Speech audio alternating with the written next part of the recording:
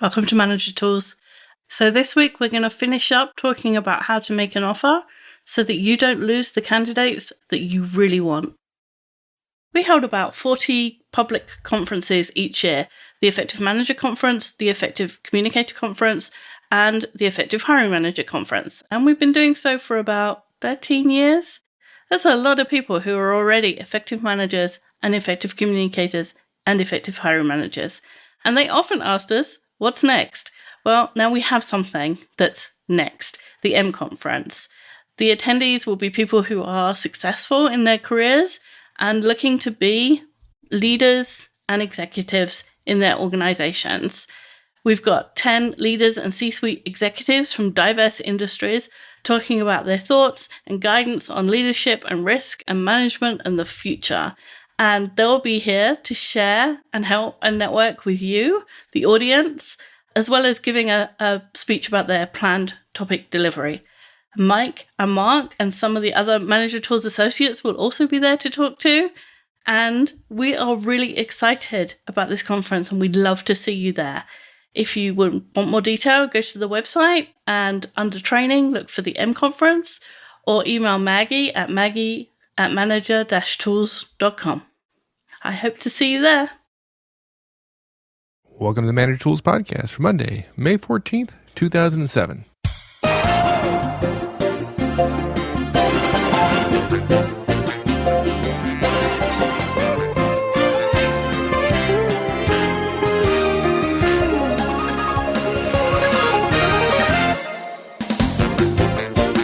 Hi, this is Mike, and on behalf of Mark and I, welcome to Manager Tools. Today we cover part 2 of our series on extending a job offer to a candidate. As usual, if you haven't listened to last week's show, which was part 1, I'd strongly encourage you to do so before going on with this show. It will make a whole lot more sense. Before we get on with the show, though, one quick note. Due to travel, the conference, and other things, generally work, Mark and I didn't get to the monthly Registered Members podcast last month. So please accept our apologies. We failed you miserably on that one. So this month, to make up for it, we're going to put out 2 Registered Members cast, the first of which we'll publish within the next day or so. If you have or want a team, you'll want to listen to this one, because we're talking about team building, or how to build a team that everyone wants to be a part of. So you won't want to miss it. If you're not a registered member already, it's easy. Just go to the website and sign up there on the homepage. You'll see a link for registering as a member. It's free, and like I said, it's real easy. So go ahead and do that. So with that apology, let's get on with today's show.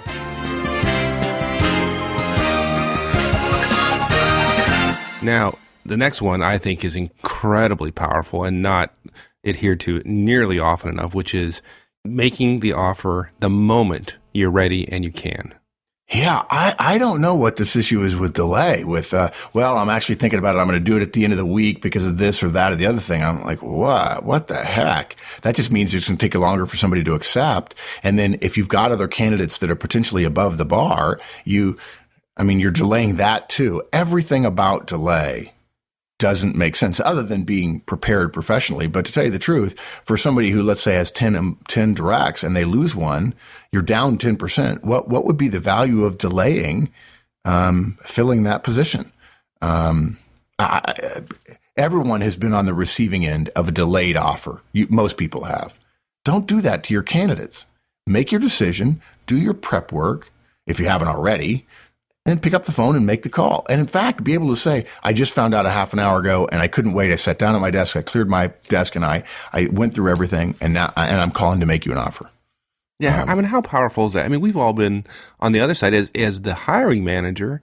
You want candidates that are excited about coming to work for you. So one of the things you're looking for is people who are excited, who want to work for you, want to work for the company. Right.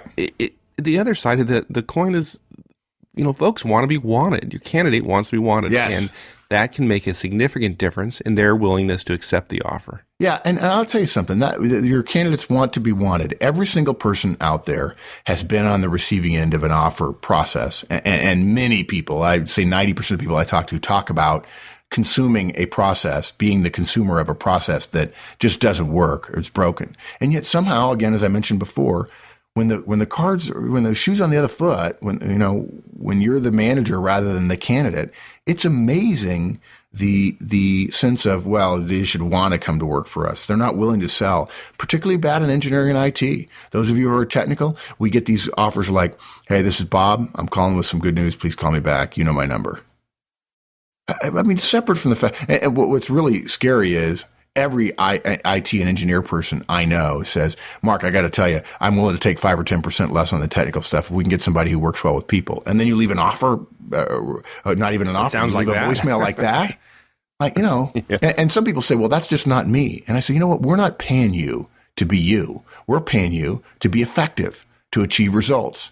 If you know, if 50 people you talk to say it would work better for you to be upbeat, positive, energetic, persuasive, and friendly and outgoing in your offer message, if you choose not to, then you're choosing personal preference. Yet again, I think it's a core problem because nobody's teaching management, but you're making a choice of personal preference for being yourself over what you know to be effective. And there's nobody that wants to go to work for a completely dispassionate boss. At some level, some engineers and IT people and other technical people would say, well, Mark, I'm not going to be swayed by that. But at some level, as a human, I've had too many people say, boy, they really want me to come to work there. There must be more opportunities there. So you've got an obligation to do it quickly as a way and talk about that as a way of sending a powerful, persuasive message. You're right. Yeah. Yeah. So make your flippant decision and do your homework and research, and if you haven't already, and then call, Yeah. And one thing related to this in terms of making the call, do it the moment you're ready. You may have to manage the process in HR. Call the HR person and say, look, I'm ready to make an offer. And maybe they have to put something together, put the package together and sign off on it and get approvals or whatever else. And ask when it's going to be done. And if it's going to be done tomorrow, say, look, can I call you at 10 o'clock in the morning? And find out when, or I'll call you at 10 to check on it. And if they tell you tomorrow, the first thing I would say is when tomorrow. And then make them say, they'll say 2 o'clock or 4 o'clock, whatever. Great. I'll call you at 4. And when they say, well, I'm not done yet, that's fine. When are you going to have it done? I say, well, actually, I'm really busy. Actually, I have an opening.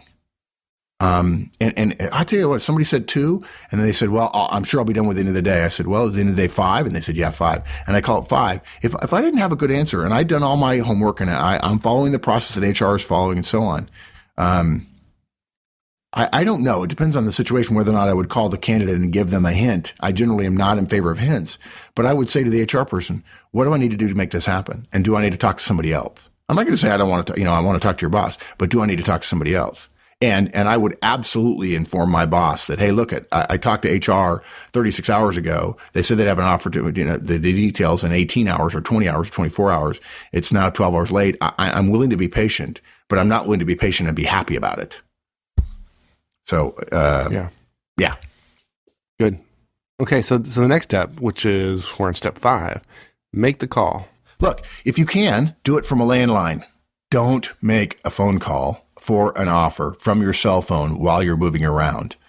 This is just, really. Most people are doing this research somewhere near a landline phone. They may be at their desk or they may be home. Use the landline phone. Clear your desk. Turn off your BlackBerry. Turn off your monitor on your computer so you don't get distracted. Clear, literally, physically clear your desk of other stuff. If you can, in my experience, it's better to do it in the morning.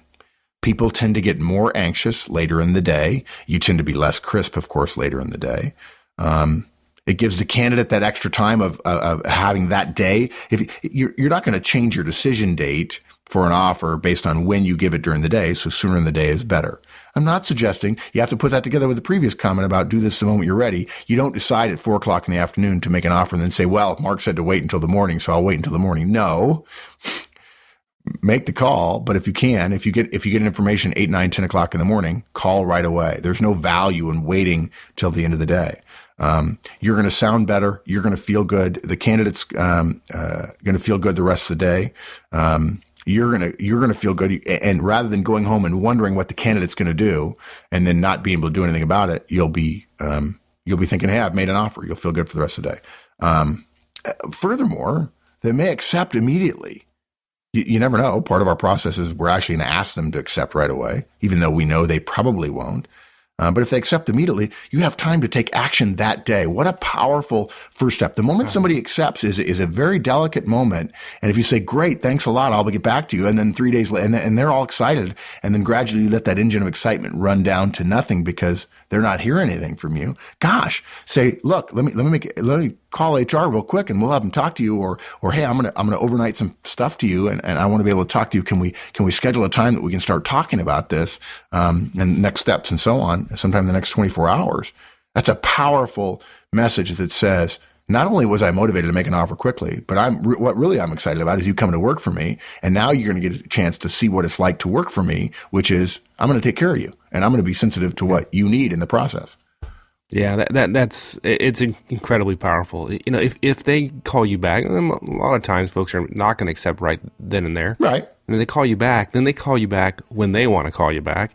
And you may just walked out of a production meeting where you're getting hammered because your operations are down or something, and you're not in the best emotional state to deal with the candidate. So to extent, if you can do it right then and there and get an acceptance right then and there, you're in just way better position to position them to be motivated when they show up at your doorstep the next week or 2 weeks or whenever. Exactly. Yep.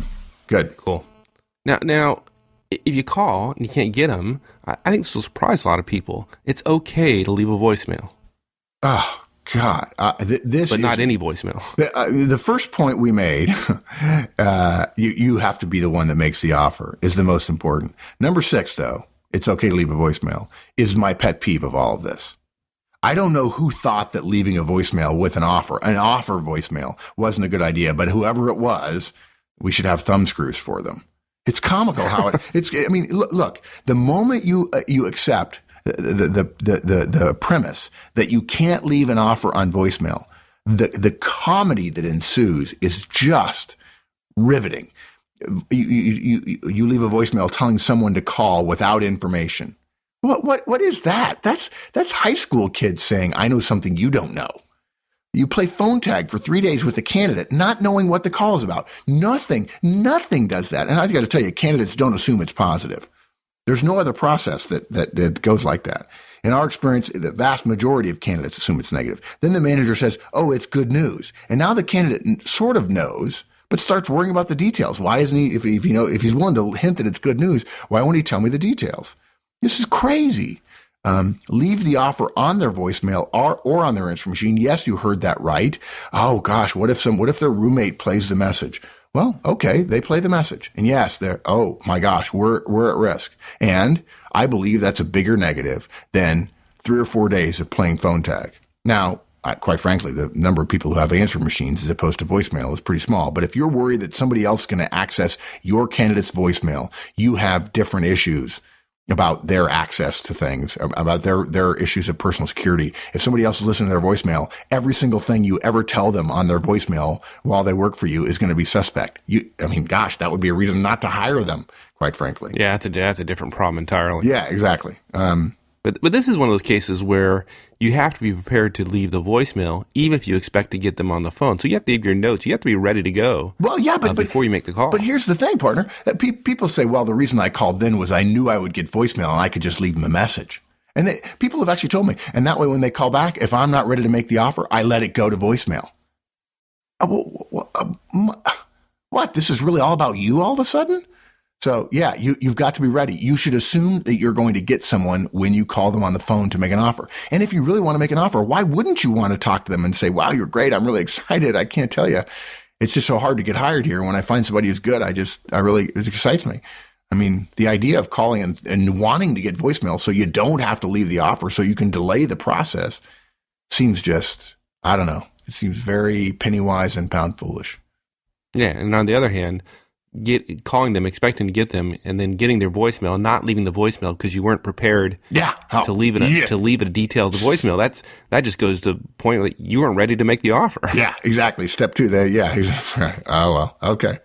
Good. I think we've beaten that one up. Yeah. Next one. Number 7. Be upbeat. Now, don't forget praise and congratulations.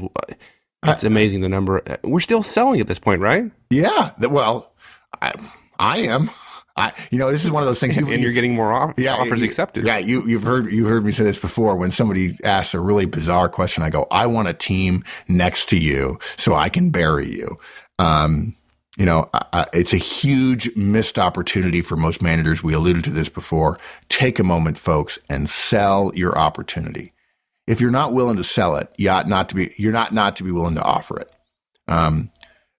Talk about their fit. Talk about your desire to hire them. Talk about things they did during the interviews. Talk about accomplishments they've had that are particularly exciting to you. Praise them. Flatter them. Some folks will say that this will increase the chances that that the candidate will want more money, right? Oh boy, if I flatter them too much, they'll think they're really good. Yeah. I just don't buy that. We don't buy that. Candidates want to be accepted. As you said earlier, they want to be wanted. Downplaying the joy of an offer when the rest of the process is so difficult and so often not pleasant and stop and start and so on. Downplaying the joy of an offer to decrease the possibility of salary negotiations is like cutting off your nose to spite your face. Avoiding failure is not the same thing as seeking success. By definition, if you make an offer, you're accepting a risk. Reduce your risk for acceptance. Reduce your risk of losing someone, even if, I think this is wrong thinking, even if you think mistakenly that it increases your chances for negotiation. I actually believe at some level emotionally increase your chances for not negotiation. They just say, wow, this guy's great. I'm going to accept right now because I want to go to work for a guy who's willing to be so upbeat about me. So anyway, and look, my think about negotiation is you don't have to negotiate. You say, look, you're my best guy. And I gave you my best offer. And there's no more money in the pot. And I totally respect if you want to say no. And I certainly understand that. I think the fit is wonderful, and I can't offer you any more money. If I had $1 million, I'd offer you $1 million, but the company would go out of business. And so we're making business decisions here, and there is literally no more money in the pot. I totally respect the fact that you want more money. And if I lose you for this, I respect that. Privately, what I would think is, yes, I would respect you for saying no based on money, but I'd be glad that I lost you because I don't want to spend the rest of my days fighting with you over money. So, yeah, absolutely. Okay. So now talking about money, and the offer, next step, bottom line upfront. Yep. You must start. And by the way, we talk about praise and congratulations. That's not to say that you spend a whole paragraph telling somebody how great they are without saying the word offer. You must start with the word offer in your first sentence. You must. Okay. When we talk about answering the question, give me an example of significant accomplishment. We say the first sentence should describe where your accomplishment in one sentence, right? With as few commas as possible. You've got to do this. Don't say you'd like to make an offer. That's like people saying, I'd like to thank you. Well, okay. Are you gonna? I say I am making you an offer. In fact, I've actually had managers tell me, Mark, I'm pretty clever about this. I call them and say, I'd like to make you an offer. It's for this and this and this. Call me and let's talk about it. And the candidate goes, wow, I'm really excited. And they've got all kinds of issues. And the manager goes, well, I'm sorry, just to be clear, I haven't made you an offer yet. I just told you I'd like to make you one. And I'm glad you share with me your issues. Let me go back to HR and see what I can do. And they come back and say, look, I don't think it's going to work out after all. There's been a couple of stumbles. I apologize. And that way they can keep their acceptance rate at 100% because they didn't make an offer. I find that just unethical. If I found out a manager did that who worked for me, I might not fire him, but I'd come very close very quickly. But they get some feedback, that's for sure. Yeah, exactly. They might even get late stage coaching all of a sudden. Look, I've been in 100 situations where neither side is clear on what the other one thinks regarding who's got an offer, who's driving the train, who's in control. As I said earlier, the definition of an offer is when the control passes to the candidate. And if they don't have the information they need, offer, position, salary, location, benefits, deadline, then control hasn't passed. If you don't feel like you can make a decision because you don't know enough, then you truly don't have control. We also recommend, by the way, that the first sentence be short and sweet. I'm calling to make you an offer, period. I'm thrilled to make you an offer. Then put together some sentences about desire and benefits and so on per the rest of this stuff. So you've got to say, I'm making you an offer right up front. Would you know what to do if one of your directs told you, Feedback might work for other people, but it won't work for me. Or if you met an executive who might have a hand in hiring you and said something you regret. Those are two situations we've been asked about recently, and even though we have thousands of podcasts, there are nuances we haven't yet covered. These licensees were able to ask about their specific situation because they get a special email address that they can use to ask Mark and the rest of the Manager Tools team anything they want, from agendas to career zigzags. Mark and I send out emails every week with even more information about management, professionalism, and life at work. To find out more, go to manager-tools.com and type #license in the search bar. Next step, making yourself available for questions. It's amazing to me the number of managers think they make the offer, go away, and then the next conversation they have should be a yes or a no. Exactly. You'd be surprised how many folks think it's time to let the candidate decide. It's silly. You want to be able to influence the candidate's thinking because their brother-in-law who works for the government might be trying to influence them too and act all important because he already has a job. He doesn't know a thing about your job. He doesn't know a thing about your industry. He doesn't know how things work. And, well, my brother-in-law told me X. You know, I'll tell you what worries me is if I was the one making an offer and somebody said to me, well, my brother-in-law said X. And I'm afraid that I would be so stunned with the stupidity of that statement that I would pause for a full second and I would send him some negative feedback without even, well, I wouldn't intend it to. I'd just be like, surely I didn't just offer someone who's not smart enough to recognize that their brother-in-law who works for the government might not know what the heck he's talking about. Apparently I've made a critical judgment in error or error in judgment. Yeah. So you've got to tell them that you're available for questions. And that means your phone number, your home phone number, your work phone number, your cell phone number, the whole kit and caboodle. Next step, number 10, making HR available to you versus making HR available to the candidate, at least as the first point of contact. We're saying now, right. You're the first point of contact. Right. And we talked about this before. This is just part of the actual what you say. Of course, making HR available, but please, as I said before, make yourself the primary point of contact. What you do is say, if you have any questions, please just call me. If it's benefits or HR related, I will find the right person to help you if I don't know the answer. I want to be your point of contact because I'm the one that can make things happen quickly for you. I've been in your shoes. I know how hard it is to play phone tag for several days with people who are not as connected with your particular search as I have been and as you have been in this process. Don't, managers, turn this over to HR and have HR become a clearinghouse, as I said earlier.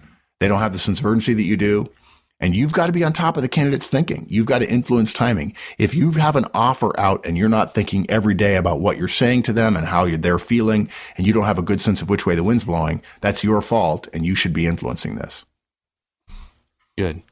And step 11. Now, this might, it's a fact. You need to get an answer. You got to give a deadline and ask for acceptance. Yeah. When you make an offer, you've got to give a deadline.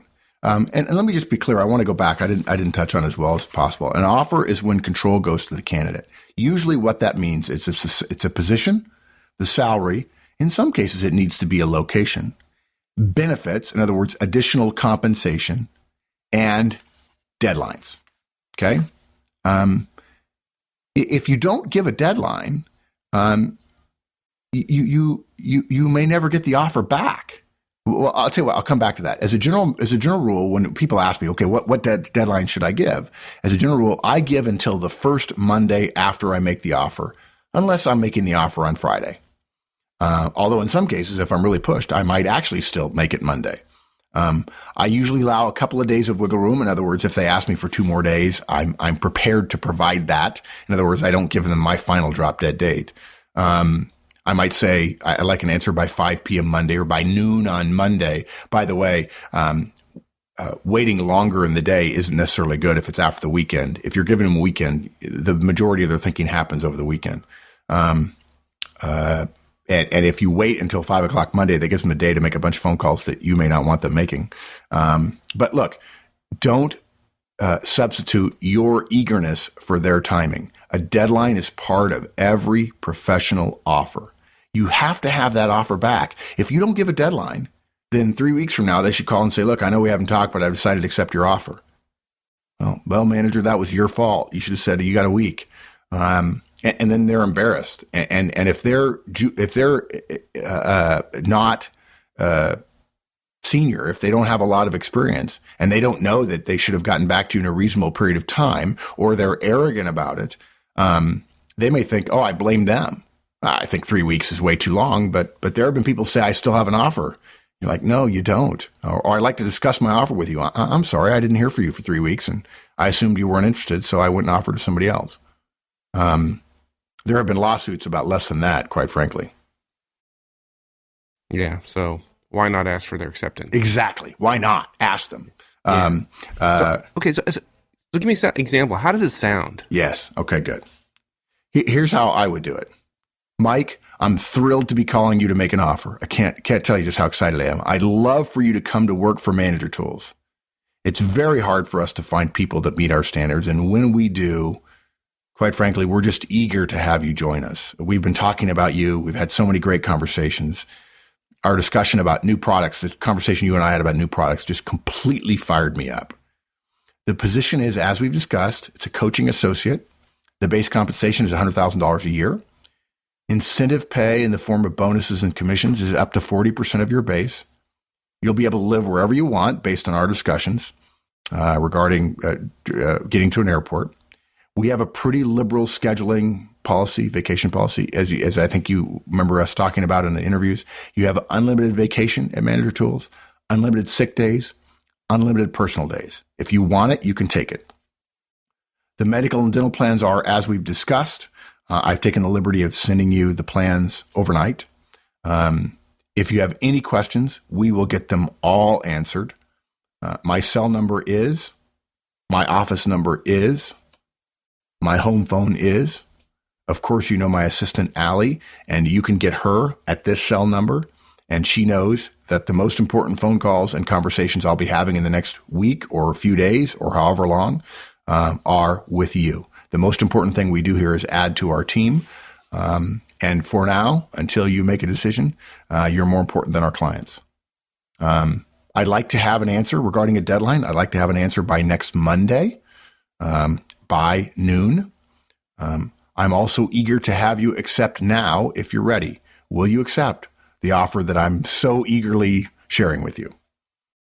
Absolutely. Yeah. Oh, wait a minute. You were really offering me that. Nice job there, partner. And by the way, you noticed I used their name right up front. I said Mike right up front. You always do that. Yeah, you shouldn't have used my name. I probably wouldn't have gotten so excited. Yeah, exactly. That's how it sounds. And it takes a little time. I mean, you start off really excited and then you add some detail and you sell during the entire process. And I bet you very few people out there have ever heard an offer like that. And yet now that you know how to do it, it's not hard. Yeah, no, it makes it makes a difference. Now, how about you've made the offer to me. Let's say I don't accept, and I'd be silly not to accept that offer. How exciting was that? It'd be a pay cut, but okay. I haven't accepted it either. There's a long list of folks that want to come and work for Manager Tools. What do you do about them? Yeah, this is really not part of the offer, but we do want to touch on this very, very briefly because everybody always asks about it. Number one, you got to keep others on hold. For those candidates you haven't ruled out yet, when you make an offer to someone, you want to touch base with the others because now you're out of control of the process, whereas yesterday you were in control of the process and there were several candidates in the mix. We assume that you are smart enough to interview based on someone meeting a standard. And if they have not met the standard, you've already ruled them out. We don't keep our number two simply because he's our number two, because we may hire him as a warm body if we don't get our number one. But if someone is still good enough, and they're over the bar, but they're not your number one and you only have one opening, then you want to call each of those candidates and say, look, I want to give you an update. We're still considering some candidates. We're working on details. I hope you'll be patient. I was impressed. I'm sorry for a delay. Of course, as you know, I'll be in touch every 2 or 3 days to keep you posted. And I want to keep them on the front burner as much as possible. I don't want them to go to the back burner. I want to keep them on the front burner. And that's why I'm still going to be calling every 3 days, which of course is our next point number 13, which is call every 3 days. Now, look, of course, we mean this for the person you've offered, but it applies as well to the person you haven't offered. You may only have to do this once or maybe twice, depending upon how much time there is between the offer and the deadline. But gee whiz, just don't just let the lines go black. I mean, don't not stay in touch. You want to be knowing which way the wind's blowing in your candidate's mind. Pick up the phone and ask, hey, any questions? We're still excited. I'm still eager to have you start. I want you to make a good decision. I want you to take all the time you need. And I also know that sometimes you get busy and you want to ask a question and you forget about it and you get home at night and you say, oh, I don't want to bother at home. So I'm just touching base. If you have any questions, let me know. Still excited. Can't tell you how great it is to think that we've got a shot to hire somebody as good as you. Yeah. Well, what about after they've accepted, but before they come to work? You know, they're going to start. Their start date is 30 days out. They've accepted the offer. What then? Oh gosh, you got to be talking to them as well. I mean, you're not implying that I've suggested that once they accept that we're going to leave them alone, right? I mean, no, I didn't. Gosh, I didn't for a second, but I wanted to make that clear. Yeah, absolutely. It depends. It depends on how long the time is before they start. But I generally don't recommend going any longer than a week, and it depends on the candidate. It depends on several situations. So yeah, absolutely. And in fact, for most candidates, I generally recommend every 3 days. Yeah, I made this mistake one time way back in my career. I extended an offer to an individual, and I still remember his name. That's how much it sticks in my throat. But he was going to start 30 days later, and he accepted, and I didn't talk to him until the day before he's supposed to start. And guess what I heard? Wow. He wasn't coming to work for me. Wow. Yeah. So during that 30 days, the company he was working for was doing their best to negotiate a different position, different salary, and they won, and I wasn't part of the game. Yep. I will never forget that lesson. And let's be honest, it wasn't because of their offer. It was because of the combination of the other offer and the lack of front of mind association he had with your offer. You mean I had some responsibility here? Oh, yeah. Now, I don't feel like a Lone Ranger. It's happened to me, too. Yeah. What is it we've said 100 times? Good judgment comes from experience, and experience comes from bad judgment. Yep. Yeah, that one kills me. Right. Still hurts. Still, you remember? Still hurts. Yeah, we always remember our failures. That's why I have such a good. That's the only one I can remember. Yeah, that's the way I have. That's why people think I have such a good memory. I have more failures than you. There you go. Okay. So let's run over these real quick. Okay. Quick review. Okay. Again, primary rule: you, the manager, must make the offer.